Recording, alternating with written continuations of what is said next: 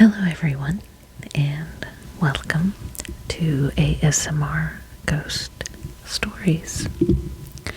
If you enjoy ghost stories that are either soft-spoken or whispered, you've come to the right channel. So sit back, put on your headphones, and we're gonna go ahead and get started. The Whaley House. America's most haunted mansion. Old San Diego is the birthplace of California. On July 16th, 1769, Father Junipero Serra established the mission of San Diego de Alcala on Presidio Hill.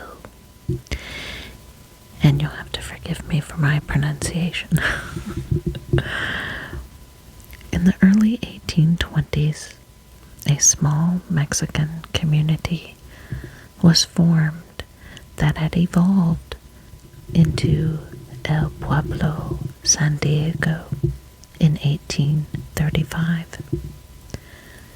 Because it was the first permanent Spanish settlement on the California coast, San Diego is as significant to the heritage of the United States as Jamestown, the first English settlement in Virginia.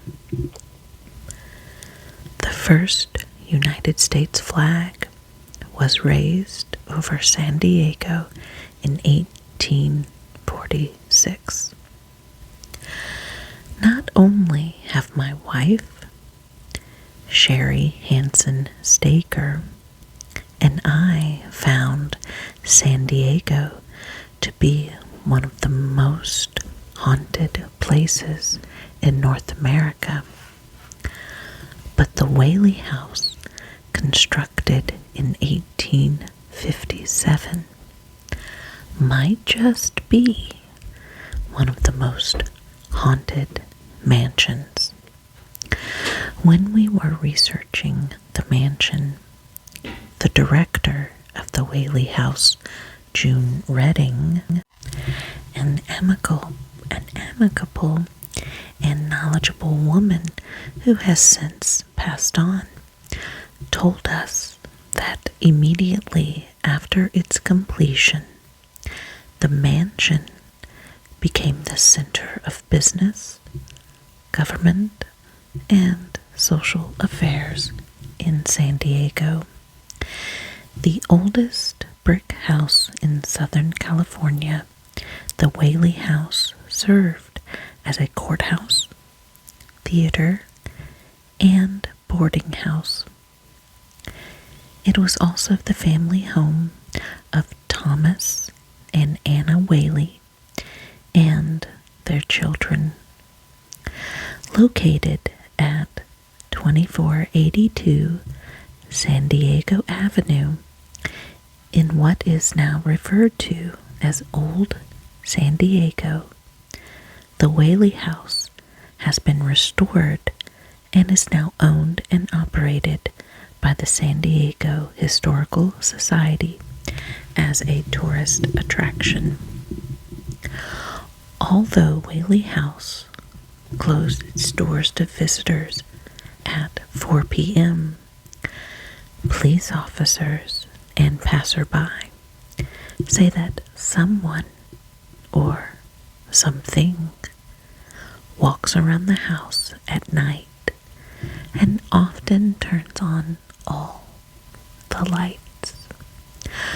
While conducting tours through the old mansion, members of the society have heard footsteps coming from other parts of the house that were visibly unoccupied. Almost every type of haunting phenomena has been observed or encountered in the mansion. Footsteps have been heard in the master bedroom and on the stairs.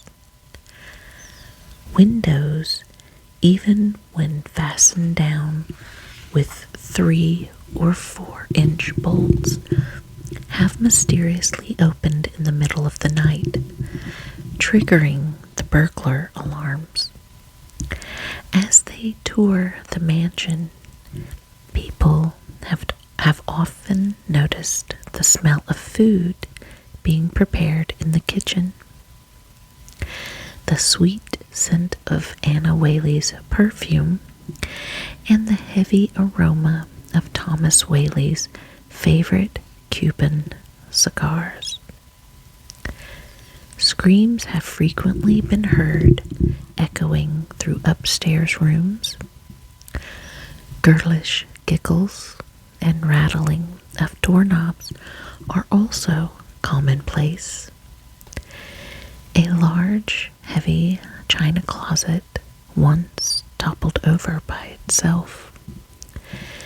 Many people have heard the piano in the mansion's music room being played, although visitors are not allowed near the instrument. The milling and shuffling of ghostly crowds are often heard in the courtroom.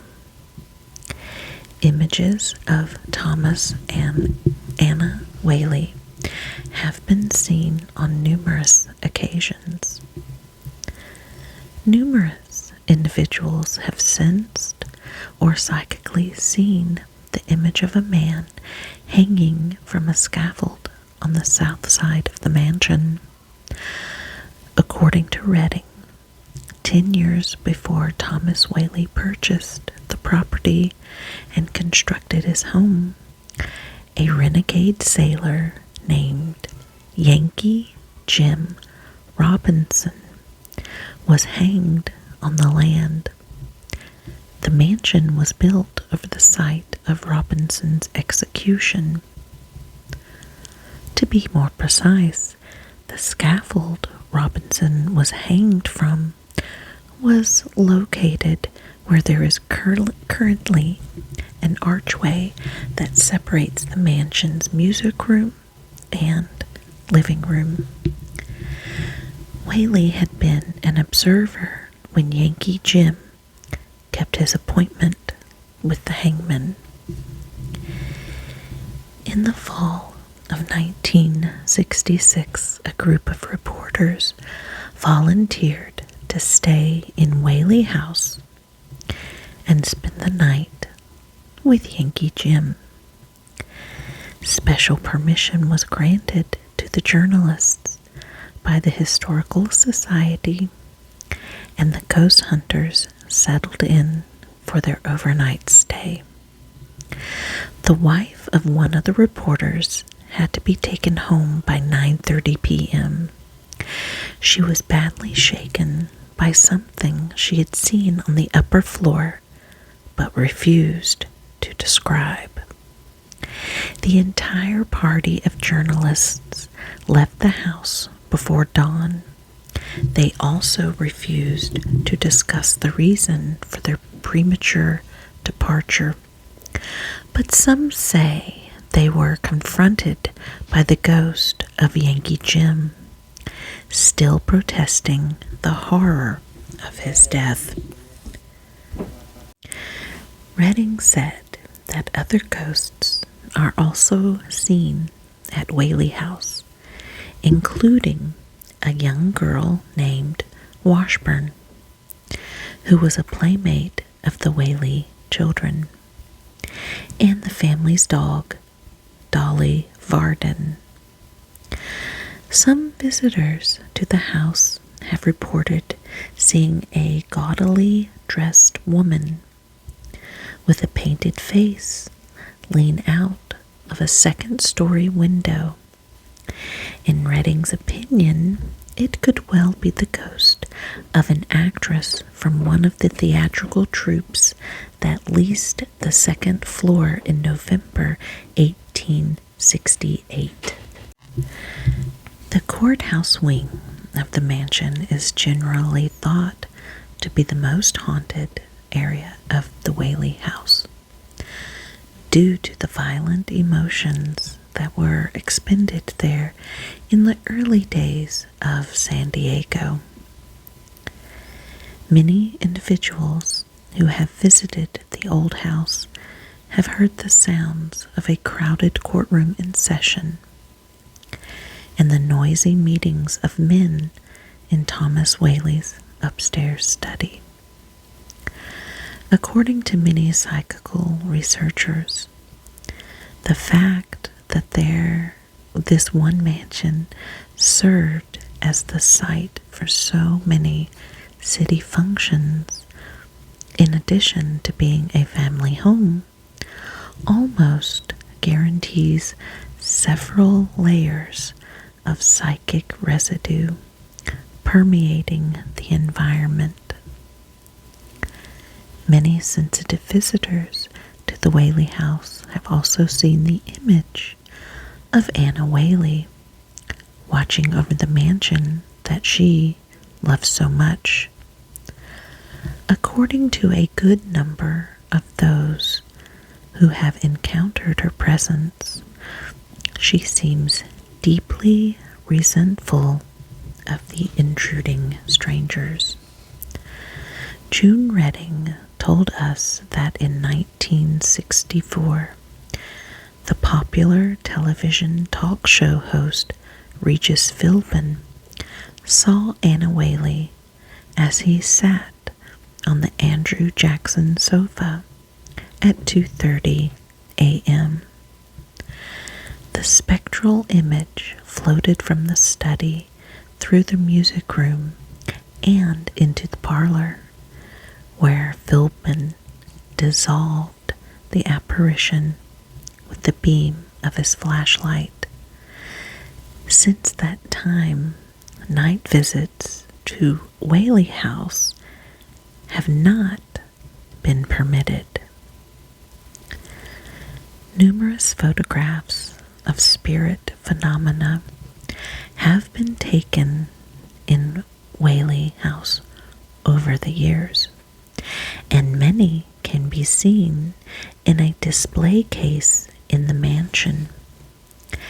As a matter of fact, during a visit to the house, my wife, Sherry, was able to capture a rather startling image on film.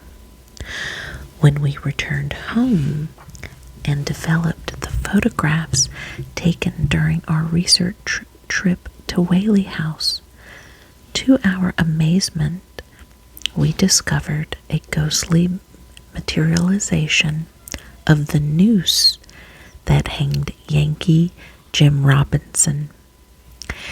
Sherry had photographed the arch between the music room and the living room, the site where the renegade had been executed before that portion of the Whaley house had been constructed. The photo reveals a phantom noose hanging from the ceiling. Sherry also captured several other odd materializations that showed up on the developed film. Sherry took several pictures in the areas of the house where many have reported lights being turned on when no one is there. Even though the lights were off during our daytime interview with Redding, the photographs show that the lights were on. And there you have it. Have you heard of the Whaley house? I've seen videos on some of the hauntings. Now, this is just the perception or story from Brad Steiger's book. But have you visited the Whaley house, or do you know other stories about the Whaley house? Comment below. I'd love to hear your thoughts. And also, don't forget to subscribe and hit the notification bell. I do upload twice a week on Mondays and Thursdays. All my stories are either told soft-spoken or whispered.